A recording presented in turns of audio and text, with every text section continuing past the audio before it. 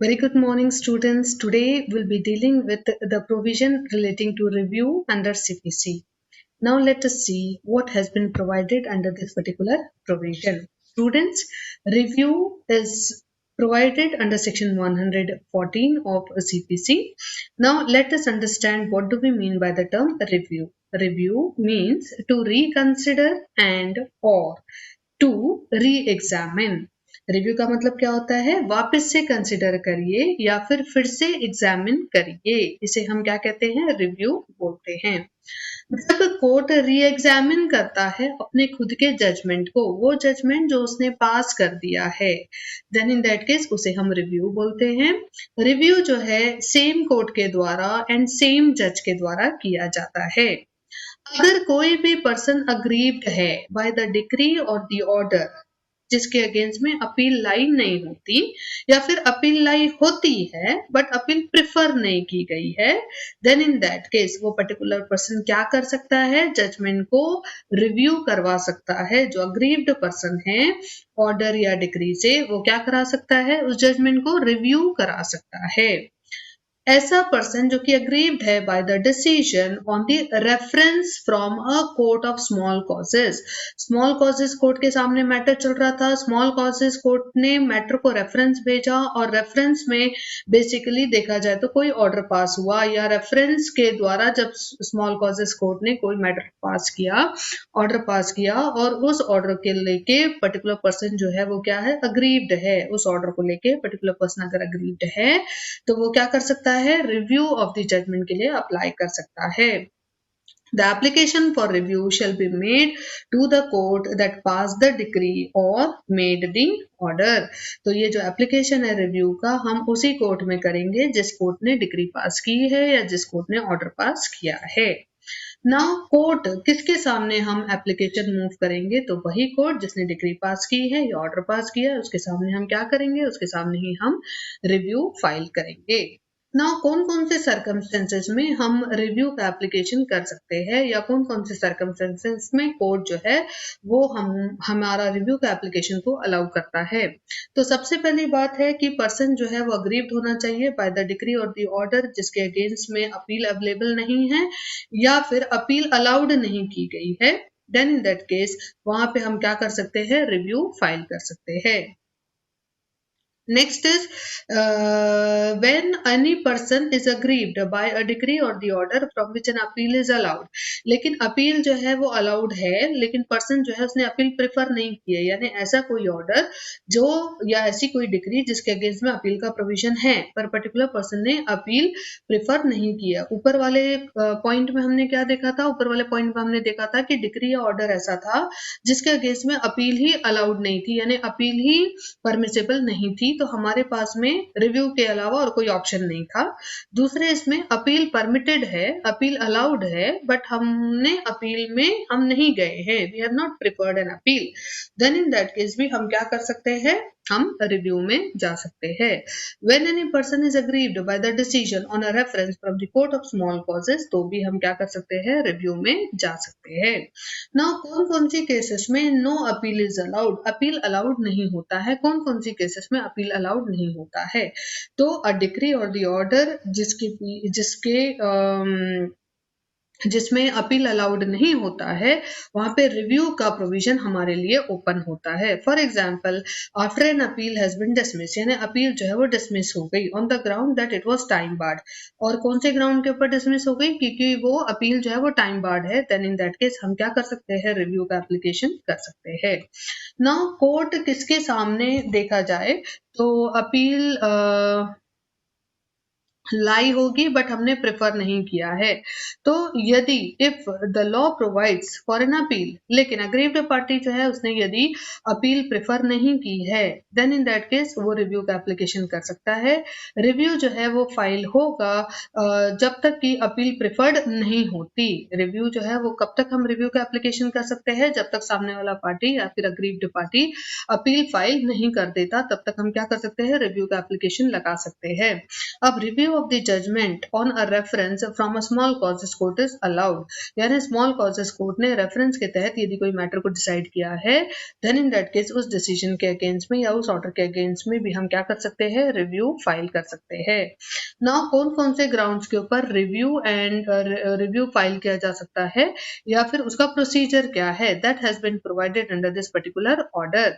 अब ये जो बेसिकली ऑर्डर है इसमें क्या बताया गया है कि discovery of a new and important matter or evidence which was not within the knowledge or could not be produced by him at the time when the decree was passed or the order was made. कहने का मतलब है कि जिस वक्त ये order pass किया या जिस वक्त ये बेसिकली डिक्री पास की उस वक्त पार्टी के नॉलेज में ये बातें नहीं थी। ये बातें कौन सी बातें हैं, दीज आर इम्पॉर्टेंट मैटर्स, या फिर there is a discovery of new and important matters which were not in the knowledge of the particular party and therefore वो डिग्री उसके अगेंस्ट में पास हो गई है and now this particular person is having a hope कि नए circumstances में would help him, then in that case he may file a review in the court.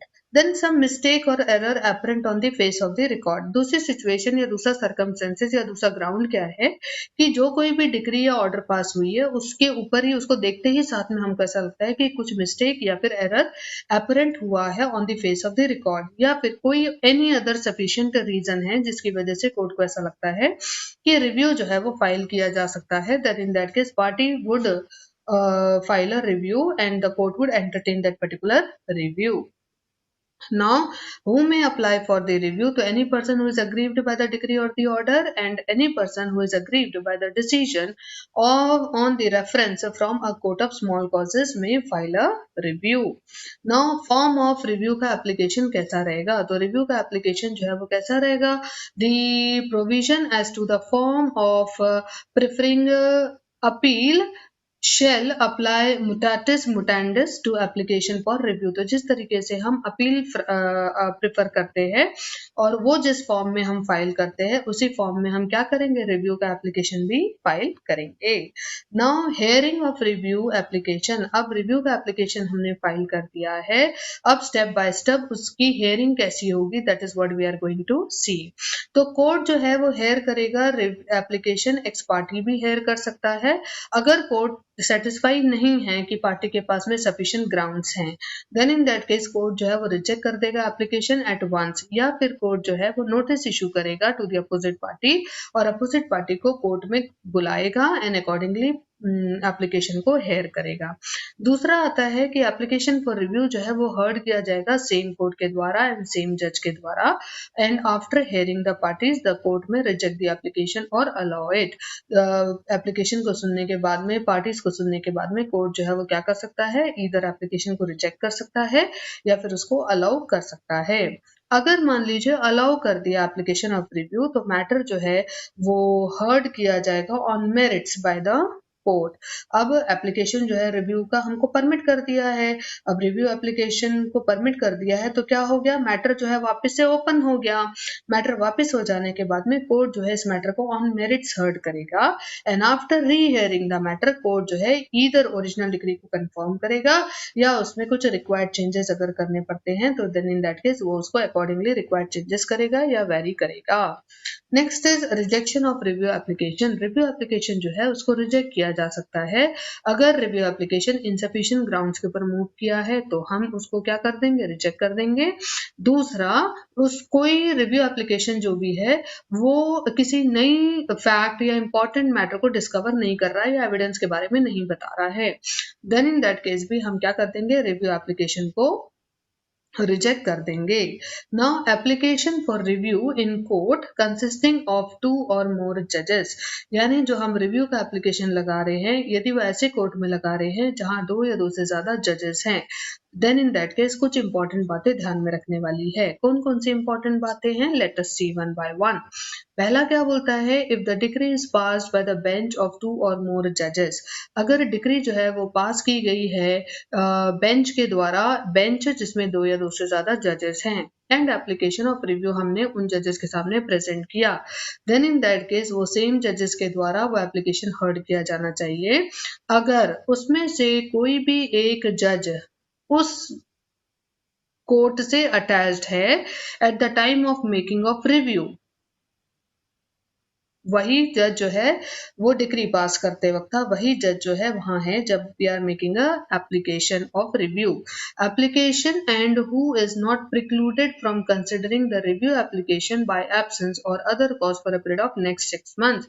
और यदि ये जज जो है इसको प्रिक्लूड नहीं किया गया है यानी रोका नहीं गया है from considering the review application, या फिर उसको नेक्स्ट 6 months तक किसी तरीके से रोका नहीं गया है रिव्यू एप्लीकेशन को एंटरटेन करने से, देन इन दैट केस वो जज के द्वारा क्या होगा, रिव्यू एप्लीकेशन जो है वो एंटरटेन किया जाएगा। Next is review application shall be rejected if a court equally divided। अब if review application जो है वो heard किया जाता है by the bench of 2 or more judges, then in that case decision जो है वो according to the majority of opinion of the judges के हिसाब से लिया जाएगा। लेकिन यदि मान लीजिए judges जो है वो equally divide हो जाते हैं, then in that case जो application है वो क्या हो जाएगा, review का application जो है वो reject माना जाएगा। Now, order of rejection not appealable, objections to the order granting application। ये जो कोई भी ऑर्डर पास होगा जिसके तहत हमने क्या कर दिया है, रिव्यू के एप्लीकेशन को रिजेक्ट कर दिया है, देन इन दैट केस ये ऑर्डर क्या नहीं है, अपीलेबल वन नहीं है। An order for rejection of review application shall not be appealable one. An application granting review may be objected to by an appeal। हम इसको ऑब्जेक्ट कर ले सकते हैं अपील के रूप में। Next, if the review application is dismissed in default, अगर मान लीजिए रिव्यू एप्लीकेशन जो है वो डिसमिस कर दिया जाता है इन डिफॉल्ट, तो एप्लीकेंट में apply for its restoration. Applicant जो है वो क्या कर सकता है, रिव्यू एप्लीकेशन को रिस्टोर करने के लिए एप्लीकेशन कर सकता है। और कोर्ट जो है, मान लीजिए जब एक पर्टिकुलर पार्टी इस पर्टिकुलर एप्लीकेशन को रिस्टोर करने के लिए एप्लीकेशन करती है, तो कोर्ट का काम है अपोनेंट पार्टी को नोटिस देके बताना कि ऑर्डर को सेटिसाइड करने के लिए एप्लीकेशन किया गया है। If the court is satisfied that the applicant was prevented from appearing by the sufficient cause, then in that case वो ऑर्डर करेगा कि रिव्यू एप्लीकेशन जो है उसको रिस्टोर कर दिया जाए। कुछ इस तरीके का ऑर्डर पास करते वक्त कुछ टर्म्स या कॉस्ट कोर्ट बिठा सकता है पार्टी के ऊपर। And court shall also appoint a day for hearing the same, और कोर्ट जो है एक डे फिक्स करेगा, वो पर्टिकुलर डेट को मैटर की हियरिंग रखी जाएगी। Now, next is what is actually the limitation period which has been provided under law of limitation for the purposes of filing a review। तो students 30 days का time period provide किया गया है from the date of the decree or the order, जिसमें हम क्या कर सकते हैं, review कर सकते हैं। So I hope you have understood the concept very well। Review is a very easy and important concept of CPC। I hope you have understood। Thank you very much। Thank you।